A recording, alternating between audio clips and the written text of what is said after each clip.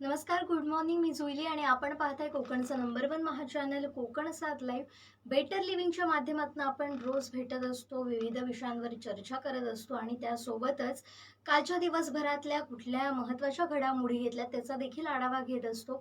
आज आपण पाहणार आहोत आज कुठल्या कुठल्या घडामोडी कालच्या दिवसात घडलेल्या आहेत आणि त्याचा काय परिणाम होणार आहे. सध्या बारसू रिफायनरीवरून वातावरण तापलेलं आहे. 3 दिवस हे आंदोलन स्थगित करण्यात आलं होतं रिफायनरी विरोधातलं. मात्र त्यानंतर राजकारण मात्र पेटल्याचं आपल्याला पाहायला मिळतंय. आरोप प्रत्यारोपांच्या फैरी झडताना आपल्याला पाहायला मिळत होत्या आणि त्यातच महत्त्वाची घडामोड घडली ती म्हणजे बारसू प्रकरणी उद्योग मंत्री उदय सामंत यांनी शरद पवारांची भेट घेतली. कोणतीही जबरदस्ती होणार नाही आणि शेतकऱ्यांचं मत लक्षात घेऊनच पुढे जाणार अशा पद्धतीचे या बैठकीत ठरल्याचं सुद्धा पाहायला मिळतंय.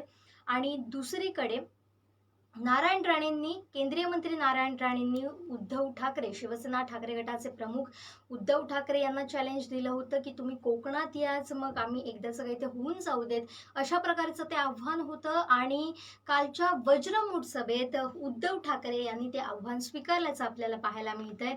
6 तारीखला मी बारसूला जाणार आणि तिथं बोलणार असं वक्तव्य जे आहे ते उद्धव ठाकरेंनी केलेलं आहे. त्यामुळे एकंदरीतच आता पुन्हा एकदा बारसू रिफायनरीवरून कोकणातलं वातावरण तापणार की काय, अशा पद्धतीची शंका या निमित्तानं निर्माण होते. तर दुसरीकडे अनेक नेत्यांनी सुद्धा महत्त्वाची वक्तव्य केलेली आहेत.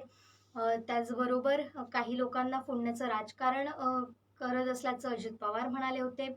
तर हे काही दिवसांचाच खेळ असल्याचं आदित्य ठाकरेंनी हा शिंदे फडणवीस सरकारला टोला लगावलाय. काही दिवसांपासून आपण बघतोय की अजित पवार आणि संजय राऊत यांच्यात शाब्दिक युद्ध रंगलं होतं आणि त्यातच संजय राऊत यांनी असं म्हटलं की अजितदादांबद्दल सर्वांनाच आकर्षण वाटतं. म्हणजे भाजपा प्रवेशाबद्दलचे जे काही आरोप केले जात आहेत किंवा ज्या शंका व्यक्त केल्या जात आहेत त्यावर संजय राऊत यांनी हा टोला लगावल्याचं आपल्याला पाहायला मिळतोय. तर भाजपला मुंबई ही फक्त पैशांसाठी हवी आहे. मुंबई मनपा म्हणजे महानगरपालिका ही पैशांसाठी हवी असल्याचं अशोक चव्हाण म्हणाले. तर कोकण नव्हे तर यांच्या बगल बच्चांचा विकास आहे असं देखील नाना पटोले यांनी शिंदे फडणवीस सरकारवर बारसू रिफायनरीवरून टोला लगावल्याचं आपल्याला पाहायला मिळतंय. तर दुसरीकडे उपमुख्यमंत्री देवेंद्र फडणवीस यांनी राज्यातील 8 कोटी जनतेला मोफत उपचार देणार असल्याची घोषणा केल्याचं आपल्याला पाहायला मिळतंय. तर थोडंसं सिंधुदुर्गात येऊयात. सिंधुदुर्गात तब्बल 2 किलो गांजा हा जप्त करण्यात आल्याचं पाहायला मिळतंय. जिल्हा स्थानिक गुन्हे अन्वेषण शाखेनं ही कारवाई केली आहे आणि 1.11 लाखांचा मुद्देमाल जप्त करण्यात आलाय आणि गुन्हा देखील दाखल करण्यात आल्याचं आपल्याला पाहायला मिळतंय. तर गुड न्यूज आहे ती म्हणजे व्यावसायिक LPGच्या दरांमध्ये मोठी कपात झाल्याचं आपल्याला पाहायला मिळतंय.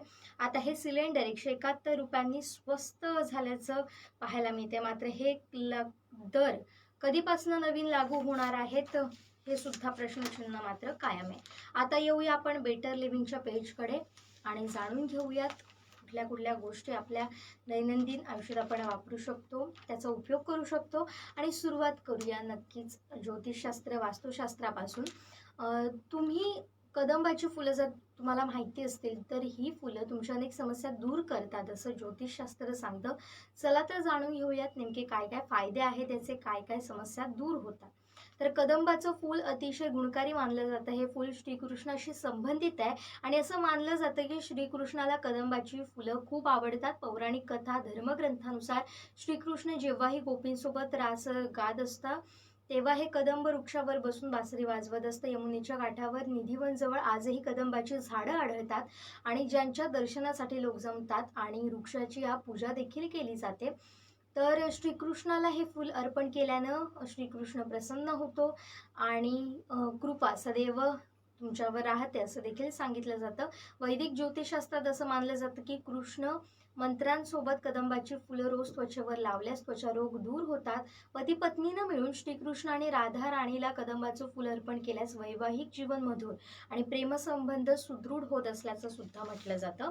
तर तुळशीजवळ अशी कुठली रोपं लावू नये ते सुद्धा आपल्याला ज्योतिषशास्त्र सांगतं, वास्तुशास्त्र सांगतं. तर जाणून घेऊयात अशी कोणती रोपं आहेत जी तुळशीच्या जवळ लावू नयेत. तर कॅक्टस, तुळशीच्या झाडाजवळ कधीही कॅक्टस लावू नका. कॅक्टसचे रोप लावणं अतिशय अशुभ मानलं जातं आणि हे राहूचं प्रतीक मानलं जातं. तुळशीच्या रोपाजवळ लावल्यानं घरात नकारात्मक ऊर्जा येते. काटेरी झाडं, कॅक्टसच नव्हे तर तुळशीजवळ कोणतेही काटेरी झाड लावू नये आणि हे तुळशीचं रोप अतिशय पवित्र मानलं जातं आणि रोप या तुळशीच्या जवळ लावल्यानं तुळशीचा अपमान असं मानलं जातं. त्यानंतर शमीची रोपं चुकूनही तुळशीच्या झाडाजवळ ही रोपं लावू नयेत. मान्यतेनुसार तुळशीच्या रोपापासून किमान 4 ते 5 फूट अंतरावर शमीची रोपं असावीत. जाड दांड्याची झाडं, त्याचबरोबर जाड दांड्याची रोपं देखील लावू नये. यामुळे तुळशीची प्रगती थांबते. सावलीची झाडं लावल्यानं तुळशीची वाढ खुंटते, म्हणून चुकूनही तुळशीच्या झाडाजवळ जाड काड्या असलेली सावलीची रोपं लावू नयेत असं सुद्धा शास्त्र सांगतं. आणि मात्र या संबंधाचा कुठलाही दावा कोकणसार लाईव्ह करत नाही. आता पाहूयात की अशी कुठली सौंदर्य प्रसाधनं आहेत आणि जी फ्रीजमध्ये ठेवावी किंवा फ्रीजमध्ये ठेवल्यानं नेमके काय फायदे होतात ते जाणून घेऊयात. परफ्यूम नेहमी थंड आणि कोरड्या जागी ठेवायला पाहिजे, म्हणूनच परफ्यूम ठेवण्यासाठी फ्रीज ही योग्य जागा आहे आणि थंड वातावरणामुळे परफ्यूमचं शेल्फ लाईफ वाढतं.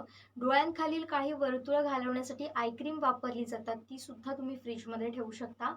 लिपस्टिक विरघळते, मग अशा वेळी मूळ आकार नाहीसा होतो. विरघळलेली लिपस्टिक लावणं कठीण जातं, त्यामुळे सुद्धा तुम्ही हे फ्रीजमध्ये ठेवू शकता. फेशियल मास्क सुद्धा तुम्ही फ्रीजमध्ये ठेवू शकता.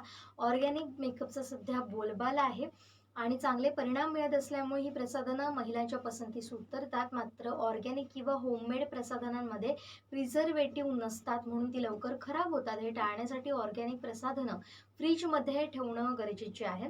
व्हिटॅमिन सी युक्त प्रसाधनं देखील तुम्ही फ्रीजमध्ये ठेवू शकता. आता पाहूयात आंबा कशा पद्धतीनं गुणकारी ठरतो. आंबा खरं तर प्रत्येकाचाच आवडता असतो. आंबा आवडत नाही अशी माणसं फार कमी मिळतात. मात्र यामुळे अनेक फायदे देखील होतात. तर जाणून घेऊयात आंब्याचे नेमके कोणते फायदे आहे. आंब्यामध्ये अजीवनसत्व भरपूर प्रमाणात असल्यामुळे रातांधळेपणावर तो गुणकारी म्हटला जातो. बुबुळांची शुष्कता, त्याबरोबर आग होणं, खाज येणं, हे नेत्रदोष आणि उन्हाळ्यामध्ये नियमित आंबा सेवन केल्यानं या सगळ्या गोष्टी टाळता येतात. नारंगी रंगाच्या गाजरात कॅरोटीन आणि फॉस्फरस असल्यामुळे त्याच्या सेवनानं डोळ्यांना खूप फायदा होतो. शिवाय गंधकयुक्त घटक देखील असतो. गाजर वाफून त्याचे सूप प्यायल्यानं जुलाब बंद होतात. शिवाय भूकही चांगली लागते. गाजराचं बी पाण्यात वाटून 5 दिवस प्यायल्यानंच त्यांना ऋषीप्राप्ती होते. ऋतीप्राप्ती होते. त्यानंतर सोरायसिस या त्वचेच्या आजारात मांसाहार, अंडी, साखर, विविध मसाले, चहा, कॉफी हे पदार्थ टाळावेत. तंबाखू, मद्यपान, धूम्रपान वर्ज करावेत. ताकाचा समावेश आहारात असावा. जेवल्यानंतर अनेकदा पुन्हा भूक लागते, पोट भरल्यासारखं वाटत नाही, अशा वेळी केळं खावं आणि रक्तातील साखरेची पातळी नियंत्रणात राहते आणि ताजतवानं देखील वाढतं. आता चेहऱ्यावरील फॅट्स तुम्ही कसे कमी करू शकता. तर च्युइंगम चघळल्यानं गालावरील फॅट्स कमी होतात. जेवल्यानंतर काही मिनिटांनी च्युइंगम चावण्याची सवय टाकून द्या, पण ही क्रिया इतकी अधिक नसावी की याने आपला गळा जबडा अधिक दुखू लागेल. त्यानंतर एक्स आणि ओचा अभ्यास करा. पूर्णपणे किमान 15 वेळा एक्स आणि ओ शब्दांचं उच्चारण करावं. जरा मिनिटं आराम देऊन ही क्रिया 3दा करावी आणि या सोप्या उपायानं आपला जबडा मजबूत होईल. आपलं तोंड गोल आणि विस्तृत करून उघडा आणि काही सेकंदासाठी अशा मुद्रेत राहा. जबड्याला आराम पुन्हा करा आणि व्यायाम 9 वेळा करावा. वाटल्यास दिवसातून 3दा करावा. त्यानंतर फिश लिप्स, गाल आतल्या बाजूला ओढा. दोन्ही ओठ बाहेरून खेचून मासोळीसारखे ओठ करावेत. 10 सेकंदामध्ये ही मुद्रा असू द्यावी. हा व्यायाम 10 वेळा करावा. त्यानंतर गालाची मालिश तुम्ही करू शकता. सर्व व्यायाम झाल्यानंतर आपल्या बोटांनी सर्क्युलर मोशनमध्ये हळूवार गाल आणि जबड्याची मालिश करा. यानं वेदना आणि ताण कमी होतो. असे वेगवेगळे फायदे आपल्याला या माध्यमातून होतात आणि या काही सोप्या उपायांनी आपण चेहऱ्यावरील फॅट्स कमी करू शकतो. आता दमदार ब्रँडचे फोन कमी बजेटमध्ये तुम्हाला जर हवे असतील तर अशा 10,000 रुपयांच्या आतील स्मार्टफोनची यादी आपण जाणून घेऊया. तर रेडमी 12C याची किंमत आहे 8,999 रुपये. हा बजेटमध्ये देखील आहे आणि स्वस्तात मस्त फोन तुम्हाला अवेलेबल होतोय. मीडियाटेक हेलिओ G85 प्रोसेसर देण्यात आला आहे. या फोनमध्ये 4 GB रॅम आणि 64 GB देण्यात आला आहे. फोनमध्ये ड्युअल बँड वायफाय सपोर्ट देखील देण्यात आला आहे. सॅमसंग गॅलेक्सी M04 या आघाडीच्या कंपनीनं सुद्धा हा स्वस्तात तुम्हाला अवेलेबल करून दिलेला आहे. याची किंमत 8,499 इतकी आहे. आता टेक्नोपार्क 8 प्रो याची किंमत 8,399 रुपये आहे. शिवाय नोकिया G11 याची किंमत 9,499 रुपये इतकी आहे.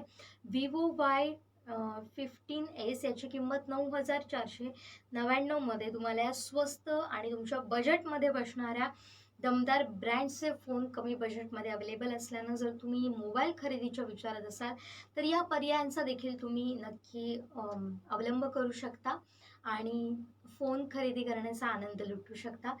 तर आता इथंच थांबतोय. उद्या पुन्हा भेटूया एका वेगळ्या विषयासह. तोपर्यंत पाहत रहा कोकणचं नंबर 1 महा चॅनल कोकण सारलाईन. धन्यवाद.